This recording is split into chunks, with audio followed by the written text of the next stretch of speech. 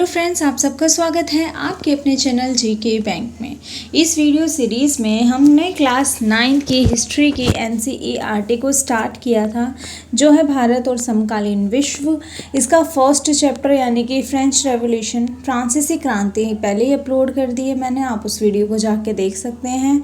और ये है सेकेंड चैप्टर का सेकेंड पार्ट। फर्स्ट पार्ट मैंने पहले अपलोड कर दिया है, आप उसे भी चेक कर सकते हैं, जिसमें हमने जाना था कि उदारवादी और रेडिकल और कंजर्वेटिव जो विचारधाराएं थी उनमें क्या अंतर था, क्या पहचान है उनकी। और इस वीडियो में हम जानने वाले हैं औद्योगिक समाज और सामाजिक परिवर्तन। तो देखो, पहले मैं इसके बारे में बता देती, फिर हम इसकी लाइन टू लाइन पढ़ेंगे। तो क्या हुआ, जैसे कि आपको पता है कि रूस एक बहुत बड़े क्षेत्र में फैला हुआ एक क्षेत्र था। अब इसमें क्या हुआ ना, लोगों की 85% जो लोग हैं वो कृषि पर निर्भर थे, कृषि करते थे वो, और वो इतना कर लेते थे कि वो अपना पालन पोषण कर पाए और उसमें से निर्यात भी कर देते थे। जबकि जो उसके आसपास के देश हैं वो उसकी सिर्फ 40 to 50% आबादी जो है वो कृषि करती थी।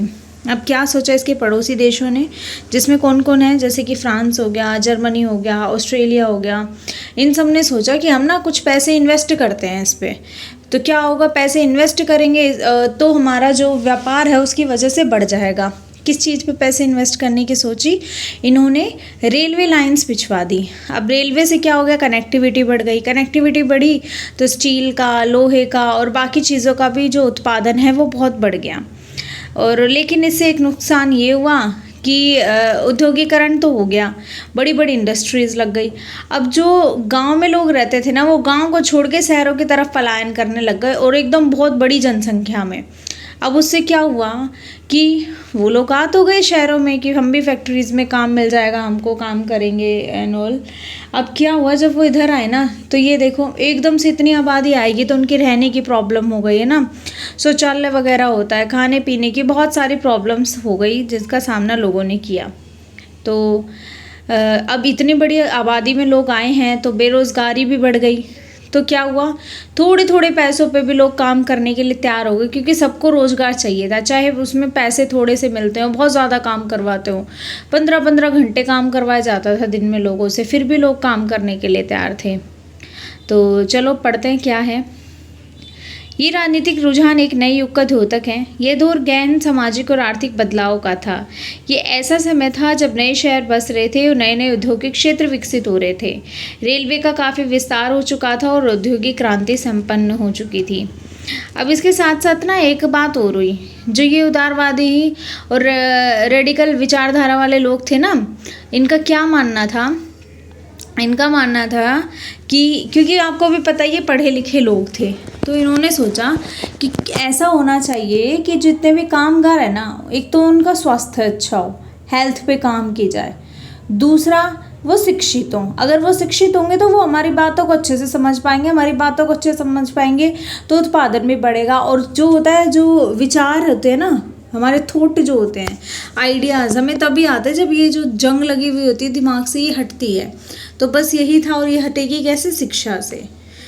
चलो अब आगे बढ़ते हैं। औद्योगिकरण ने औरतों, आदमियों और बच्चों सबको कारखानों में ला दिया।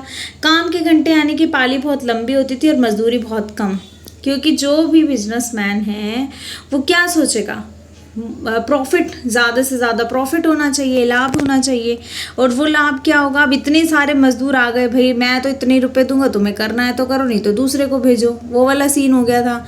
और लोगों को क्या था, ठीक है आप जितने पैसे दोगे हम काम कर लेंगे। उसके पीछे कारण क्या है, उन्हें भी पता है कि इतने सारे लोग कतार में हैं, अगर हमारा नंबर नहीं तो फिर किसी और का आ जाएगा, फिर हमारा नहीं आएगा, है ना। रोजगार नहीं मिलेगा तो फिर खाना पीना कैसे होगा, अपने घर बार को छोड़ के भी तो आए हुए हैं। तो वो मान जाते थे। बेरोजगारी एक आम समस्या हो गई थी। औद्योगिक वस्तुओं की मांग में गिरावट आ गई। गिरावट आने पे तो बेरोजगारी और बढ़ जाती है ना, क्योंकि मांग ही नहीं होगी तो फिर क्या उसका प्रोडक्शन करना। शहर तेजी से बसते और फैलते जा रहे थे, इसलिए आवाज़ साफ सफाई का काम भी बहुत मुश्किल होता जा रहा था। उदारवादी और रेडिकल दोनों ही इन समस्याओं का हल खोजने की कोशिश कर रहे थे। लगभग सभी उद्योग व्यक्तिगत स्वामित्व में थे, मतलब एक उसका ओनर होता था और बाकी उसके अंडर काम करते थे। बहुत सारे रेडिकल और उदारवादियों के पास भी काफ़ी संपत्ति थी और उनके यहाँ बहुत सारे लोग नौकरी करते थे। उन्होंने व्यापार और औद्योगिक व्यवसायों के जरिए धन दौलत इकट्ठा की थी, इसलिए वे चाहते थे कि इस तरह के प्रयासों को ज़्यादा से ज़्यादा बढ़ावा दिया जाए। उन्हें लगता था कि अगर मजदूर स्वस्थ होंगे और नागरिक पढ़े लिखे होंगे तो इस व्यवस्था का भरपूर लाभ उठाया जा सकता है। ये लोग जन्मजात मिलने वाली विशेषाधिकारों के विरुद्ध थे, क्योंकि आपको पता है कि वो पादरी वर्ग और कुलीनों को कुछ विशेष अधिकार मिले थे ना, ये लोग उसका विरोध करते थे। व्यक्तिगत प्रयास, श्रम और उद्यमशीलता में उनका गहन विश्वास था। उनकी मान्यता थी कि यदि हर एक को व्यक्तिगत स्वतंत्रता दी जाए, गरीबों को रोजगार मिले और जिनके पास पूंजी है उन्हें बिना रोक टोक काम करने का मौका दिया जाए तो समाज तरक्की कर सकता है। इसी कारण 19वीं सदी के शुरुआती दशकों में समाज परिवर्तन के इच्छुक बहुत सारे कामकाजी स्त्री पुरुष उदारवादी रेडिकल समूह व पार्टी के इर्द गिर्द गोलाबंद हो गए, मतलब उनके इर्द गिर्द अच्छा उन्हें लगता था। यूरोप में 1815 में जिस तरह की सरकारें बनी, उनसे छुटकारा पाने के लिए कुछ राष्ट्रवादी, उदारवादी और रेडिकल आंदोलनकारी क्रांति के पक्ष में थे। पता क्या था, उस समय ना जार निकोलस द्वितीय वहाँ का राजा था, तो उसने क्या कर रखा था, कोई संगठन नहीं बना सकता, कोई ऐसे सरकार का विरोध नहीं कर सकता एंड ऑल। लेकिन इन्होंने क्या किया, चुपके से किसानों ने एक संगठन बना लिया, ऐसे श्रमिकों ने एक संगठन बना लिया। पहले श्रमिकों ने बनाया, फिर किसानों ने बनाया। 1898 में भी श्रमिकों ने बनाया, फिर 1900 में बनाया है किसानों ने। लेकिन वो गैर कानूनी था राजा की नज़रों में, बट फिर भी वो लोग चुपके से इन्होंने संगठन बनाया। इन विषयों पे बातें भी करते थे वो लोग। इस तरीके से क्रांति का एक पूरा बैकग्राउंड तैयार हो रहा है। फ्रांस, इटली, जर्मनी और रूस में ऐसे लोग क्रांतिकारी हो गए जो राजा के तख्ता पलट का प्रयास करने लगे।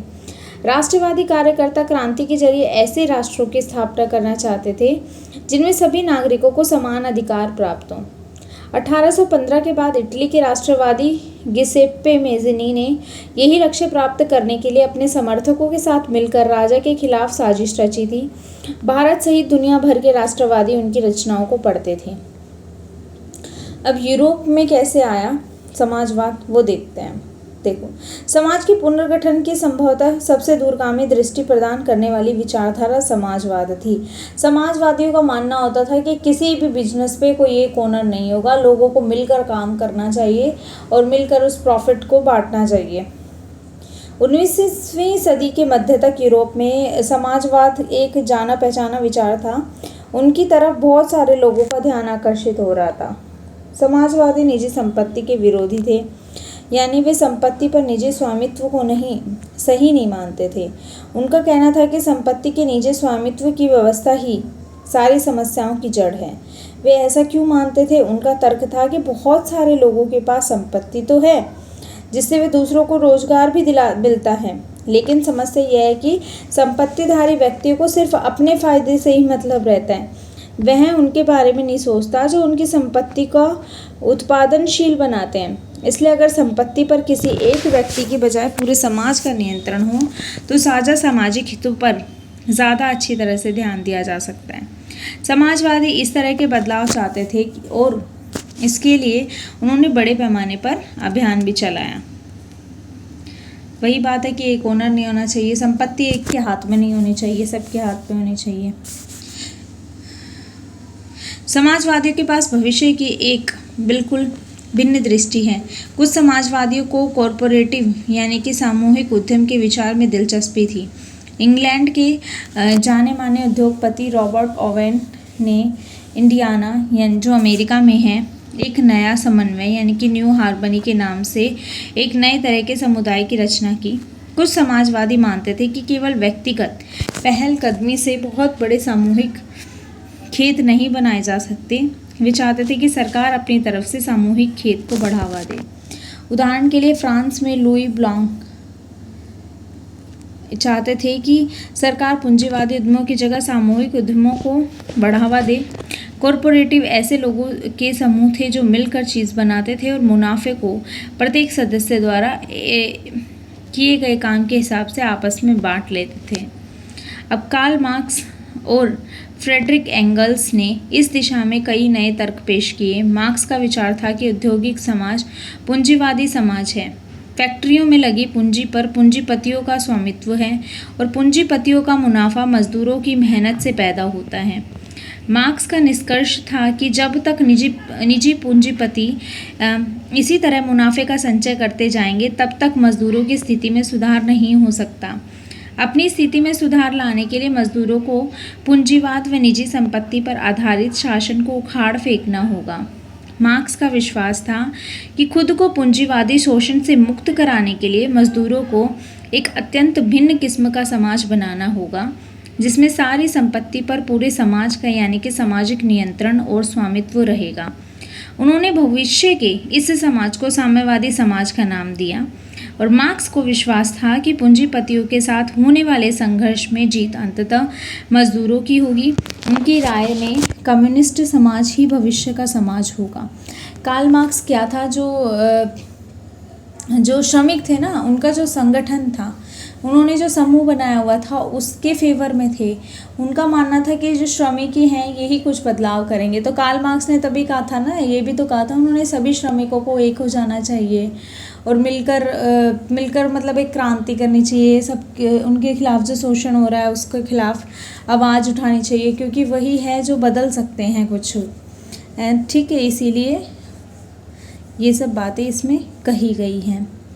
आई होप आपको समझ में आया होगा, और वीडियो अच्छी लगी हो तो चैनल को लाइक, शेयर एंड सब्सक्राइब ज़रूर कर दें। साथ में बेल आइकन पर भी प्रेस कर दें ताकि आने वाले वीडियो की नोटिफिकेशन आपको मिलती रहे। अब हम नेक्स्ट वीडियो में समाजवाद के लिए जो भी कारण उत्तरदायी थे वो रूसी क्रांति के बारे में डिस्कशन करेंगे। तब तक के लिए इतना ही, और देखते रहिए GK bank. Thank you and bye bye.